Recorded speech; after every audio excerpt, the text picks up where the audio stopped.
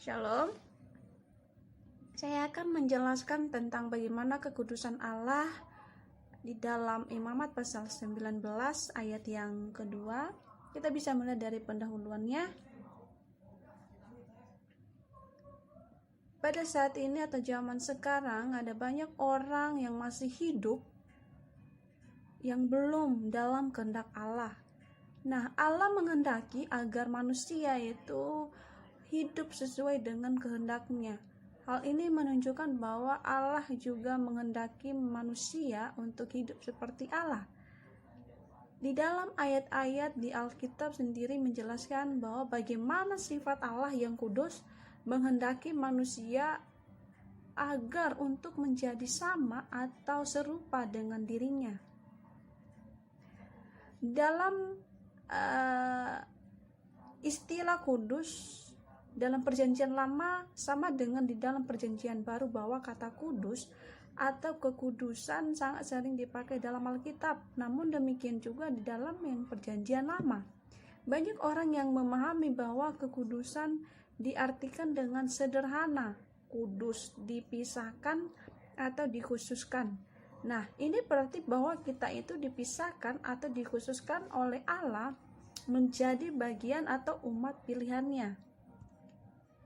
Namun arti kekudusan adalah salah satu sifat moral yang dimiliki oleh Allah.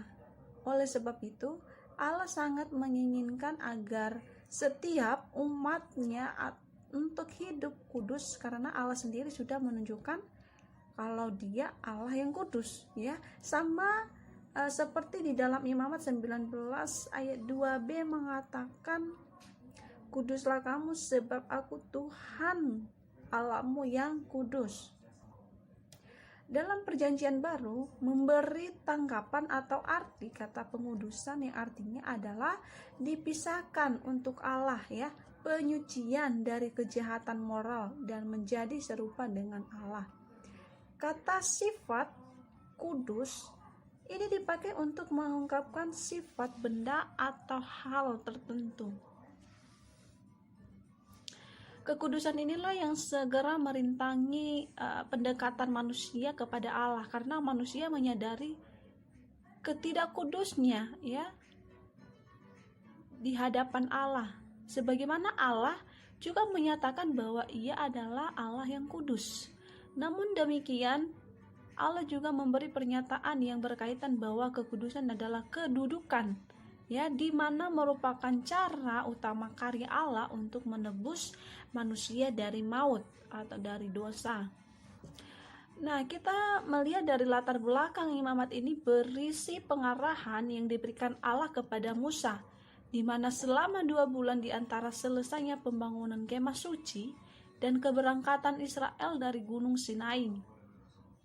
Imamat juga berhubungan erat dengan kitab Keluaran, di mana kitab Keluaran ini mencatat bagaimana Israel dibebaskan dari Mesir, ya, menerima hukum Allah dan membangun kemah suci untuk sesuai dengan pola Allah, dan diakhiri dengan datangnya yang kudus untuk tinggal di dalam kemah suci yang baru saja didirikan itu. Kita bisa melihat dari Keluaran pasal 40 ayat 34.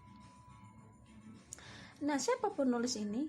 Penulis kitab ini adalah Musa, ya. Kitab ini ditulis pada saat bangsa Israel ini mengembara di padang gurun, ya, di suatu tempat yang bernama di Semenanjung Sinai, yang berkisaran sekitar tahun 1450 sampai 1410 sebelum Masehi, ya. Musa ini merupakan tokoh utama yang menuliskan kitab ini. Jadi penulis kitab Imamat ini adalah Musa, ya, seorang abdi Allah. Imamat adalah kitab Musa yang ketiga, di mana lebih dari 50 kali disebutkan bahwa isi kitab ini adalah firman dan pernyataan Allah yang langsung kepada Musa bagi Israel. Nah, kemudian disimpan oleh Musa dalam bentuk tertulis.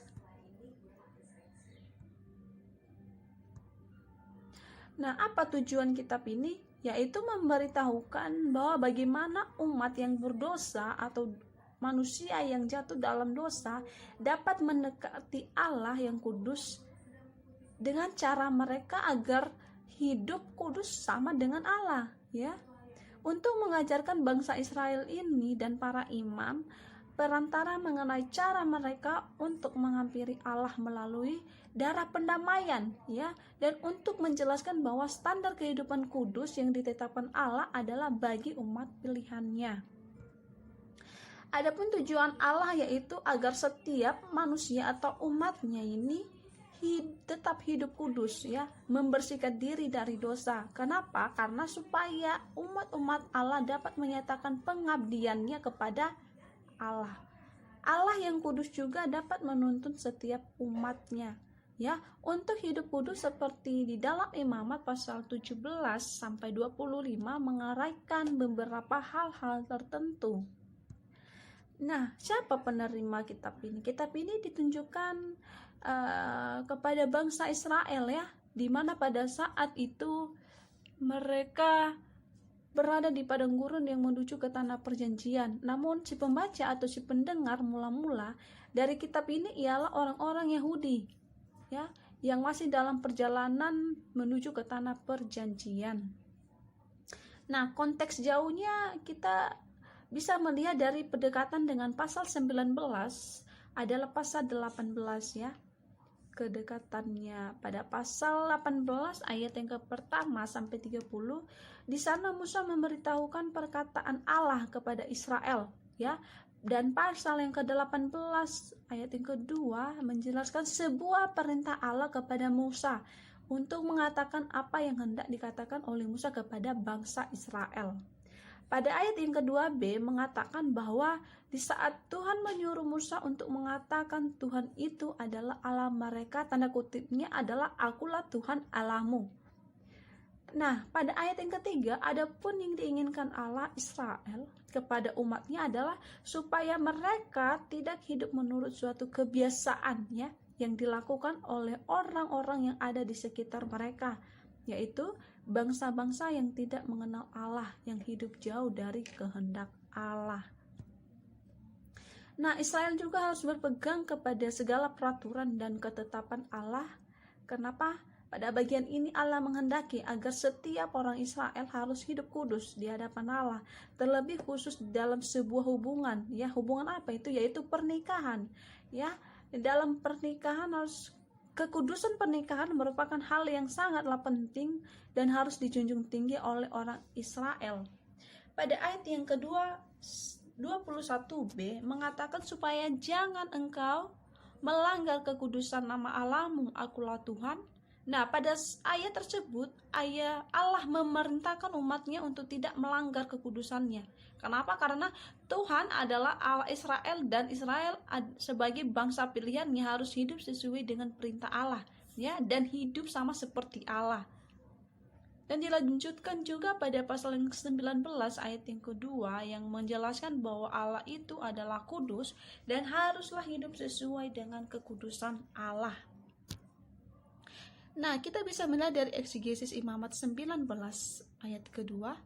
Nah, ayat yang kedua B ini kuduslah kamu, ya, sebab aku Tuhan Allahmu kudus. Dalam Ulangan 19 ayat yang kedua, kata kudus dalam bahasa Ibraninya memakai kata kedosim yang artinya suci, ya. Dalam Imamat 19 ayat yang kedua, kata kudus digunakan untuk menjelaskan tentang diri Allah.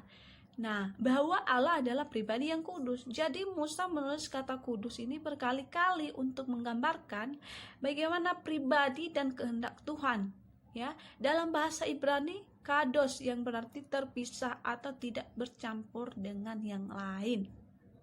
Jadi aplikasinya dari kekudusan ini yang merupakan harga mati, ya, dan tidak bisa dikompromikan oleh setiap manusia. Nah, manusia diperhadapkan dengan situasi-situasi yang membuatnya harus mengambil suatu tindakan. Apa tindakan itu? Harus sesuai tindakan yang benar. Allah menghendaki umatnya untuk tidak melakukan hal-hal yang tidak sesuai dengan kehendak Allah, ya, yang artinya Allah membenci dosa dan mengasihi manusia, ya.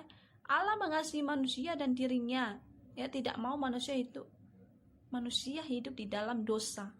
Nah, untuk hidup dalam kekudusan Allah adalah salah satu tindakan untuk memutuskan diri dengan keberadaan dunia yang telah berdosa ini.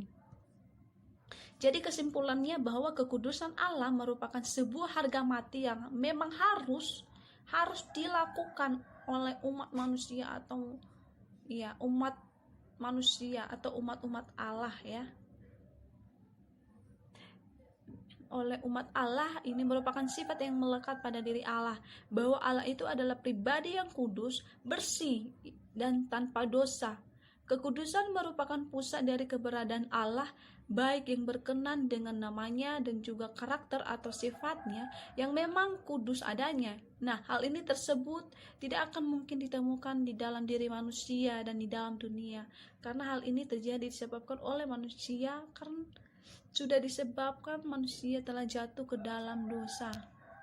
Dan dalam hal ini Alkitab menyatakan bahwa mengenai kekudusan Allah itu bukan hanya bermaksud untuk menunjukkan bahwa Allah tidak bercela di dalam segala tindakannya dan dirinya, tetapi ingin menunjukkan kepada manusia bahwa setiap manusia harus hidup sesuai dengan apa yang dimiliki oleh Allah, yaitu hidup di dalam kudusnya. Baik, terima kasih yang telah saya sampaikan kepada kita. Semoga kita diberkati. Shalom.